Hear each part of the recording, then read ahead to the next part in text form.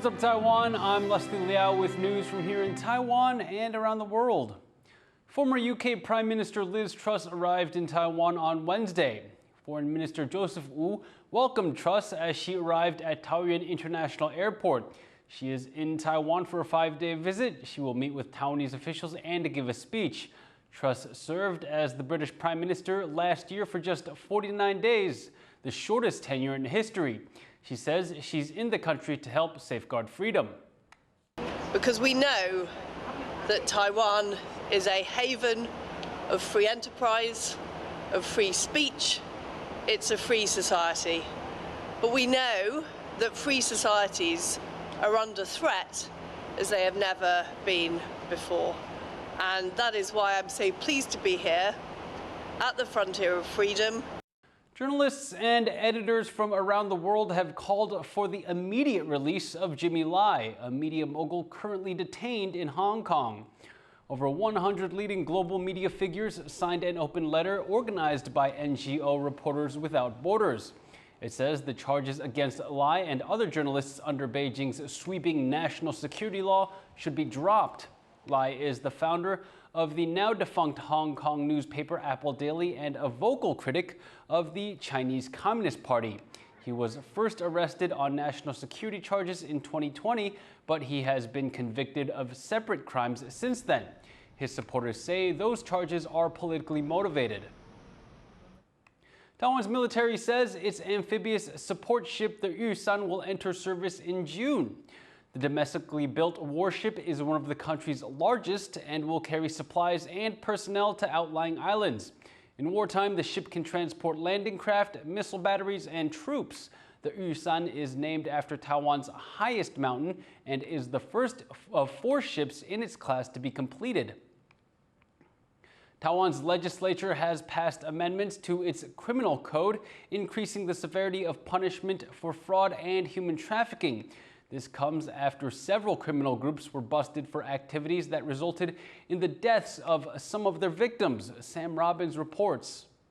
Taiwan is set to issue more severe punishments for acts of kidnapping, human trafficking, and fraud.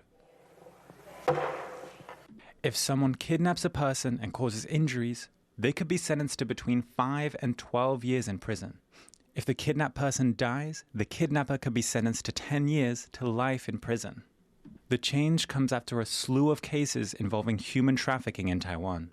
In some cases, fraud rings would lure people to other countries with promises of high-paying jobs. But upon arrival, they discovered they were being trafficked and would be forced to give up their passports. They'd then be coerced to do illegal work, such as scamming people online. In November last year, 58 people were rescued by police in New Taipei City and Taoyuan after being imprisoned by a kidnapping ring. This is one of just many cases involving human trafficking and fraud. Taiwan's officials hope the tougher sentences will deter fraud rings and help put a stop to these illegal activities. Klein Wang, Bing Wang, and Sam Robbins for TaiwanPlus. Taiwan has passed a new law to fight deepfake images and audio. The new amendment makes it a crime to create and disseminate computer-generated fakes. Violators could face up to 7 years in prison and a fine of up to 1 million new Taiwan dollars. That's over 30,000 US dollars. Last year, a YouTuber created deepfake pornographic videos using the likeness of over 100 people, some of them public figures. The incident led officials to propose updates to the criminal code to address rapidly developing technology. Taiwan saw the most cyber attacks of any country in early 2023. That's according to a report by an American-Israeli software company. The report says Taiwan experiences over 3,000 attacks a week, more than 2.5 times the global average. Taiwan's digital ministry set up a new office earlier this year to improve the country's cybersecurity. The legislature also passed a law on Tuesday that fines private companies up to 500,000 US dollars if they leak private data. For more on the challenges to Taiwan's cybersecurity, Sam Robbins spoke to Jiang Yaqi, president of the Taiwan Law and Technology Association. Why does Taiwan experience so many cyber attacks? China is certainly the keyword of Taiwan's cyber attacks. According to the report, China accounted for more than 60% of Taiwan's cyber attacks annually. And also during last year's Pelosi's visits, we see the number of the cyber attacks in Taiwan increase many folds. So, what is the Taiwanese government doing to try to prevent some of these cyber attacks? I think the cyber attacks, we can look at this question from two aspects. One category of the cyber attacks is national sponsored cyber attacks from China. And the other category is the cyber attacks to the individuals. In terms of the cyber attacks against the individuals or the private organizations, we see that the government, the administrative yuan, they just announced the combating the online frauds version 1.5. And they say that they are going to increase the penalties against these cyber criminals. And also they are heightening the cooperations between different departments so that to speed up the reporting of these crimes and also speed up the actions against these criminals. I'm sure that would be helpful to fight against the cyber crimes. Do you think Taiwan needs to do more to combat cybercrime? Well, I think certainly Taiwan needs to do more to combat the cyber crimes. And it takes not only the public sector's efforts, it also takes the efforts from the private sector. I think the legal standards needs to be heightened. I think we need to have more legal provisions to make sure that these private sectors, their actions also they adhere to the legal standards. So in my view, I think the public sector, they should work with the private sector. That was Sam Robbins talking to Jiang Yaqi of the Taiwan Law and Technology Association. Australia has begun reintroducing platypuses to a national park near Sydney.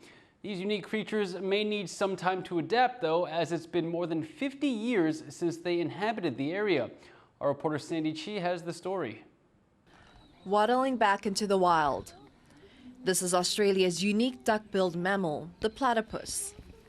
It's found itself part of a landmark conservation plan to reintroduce the species to one of the country's oldest national parks. That's after it disappeared from the area around half a century ago. So we've been preparing for this project for a couple of years now. So there's definitely a lot of anxiety building up. I feel on a personal level, I feel very responsible for these platypuses that we're relocating to a new home. This is the first attempt to relocate the animals, which are under threat from habitat destruction and extreme weather events. The University of New South Wales says the number of platypuses in the area has declined by almost a third in the last 30 years. Researchers involved in the project say protecting New South Wales waterways is essential to allowing species like the platypus to thrive.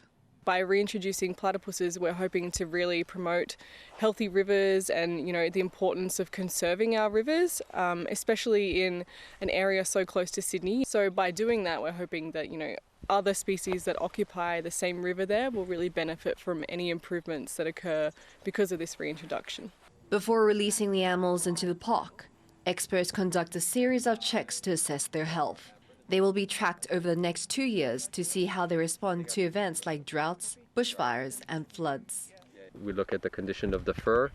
We're looking at the integrity of the nails, when as adults age and digging burrows and whatnot, and so some nails might get broken. We're looking at any indication of scarring on the tail or on the webbing that platypuses have. Sometimes it's a bit torn. The platypus is listed as endangered in the state of South Australia. Researchers hope the campaign can help raise awareness of conservation efforts and make a difference for these furry creatures. Eason Chen and Sandy Chi for TaiwanPlus. Thank you for watching What's Up Taiwan. Remember to download the TaiwanPlus app for more stories from Taiwan and around the world. Finally today, we leave you with images of an endangered condor chick hatched by the Los Angeles Zoo. I'm Liao. Take care and see you next time.